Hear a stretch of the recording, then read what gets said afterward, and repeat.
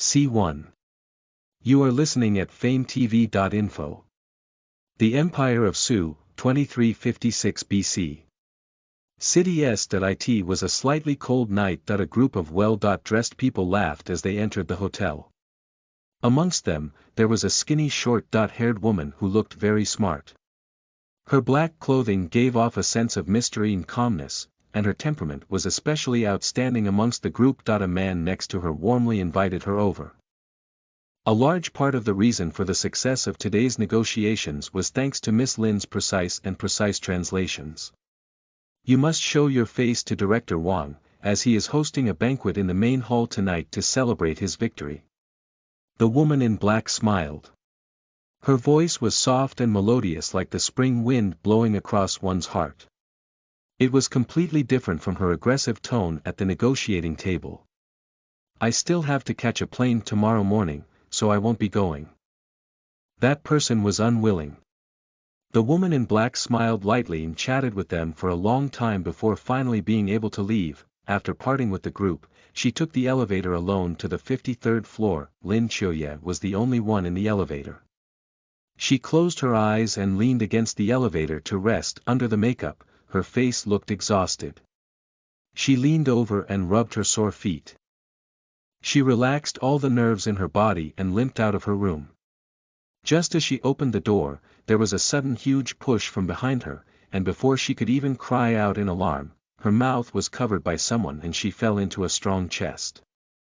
The door closed behind her. She struggled and kicked in an attempt to shout, but that person held her mouth tightly, preventing her from making a sound. Suddenly, a familiar aura came from the darkness. It was so cold that it made one's heart beat wildly. She did not know where she got the strength to push away the people on her body, but she reached out and randomly turned on the lights in the room. Under the bright light, a familiar but proud face was reflected in his eyes. She only felt her head explode with a whang as she stood there in a daze, unable to speak.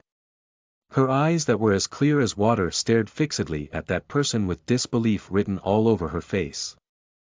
The person in front of her was so real and so illusory. She felt like she was in a dream. She could only hold her chest and lean against the wall as she gasped for air. She couldn't do anything else. In comparison, that man seemed very calm. His pair of sharp black eyes firmly stared at her, not letting her off any of her emotions. Those clear eyes were filled with surprise, panic, and uneasiness. Damn it, the man's handsome face gradually darkened. He clutched his injured arm and muttered a curse. He tiredly threw himself onto the sofa and was the first to break the suffocating silence. What is it? You forgot about me after being separated for only a year. We lived together for 4 years, didn't we? He was injured, and the people behind him chased him relentlessly. Seeing that there was a room at the end of the corridor that was about to open up, he hurriedly dodged in. The instant he hugged her, he already knew it was her. How could he not have a memory of this delicate body that he had spent 4 years missing for a year? There was a satisfied smile at the corner of his mouth. If this was fate, then he would be happy to accept this sudden reunion. Ignoring his mocking ridicule, and his unfathomable smile, she collected her emotions and quickly lowered her head to walk towards him. According to her estimation, the wound on his arm should be a knife wound. Are you hurt? Being by his side for 4 years, he had long since gotten used to his injuries. From time to time that he suddenly stood up and pulled her into his embrace, opening his elegant mouth to smile disapprovingly. Just a small wound and you won't die. A familiar domineering aura lightly caressed his ear.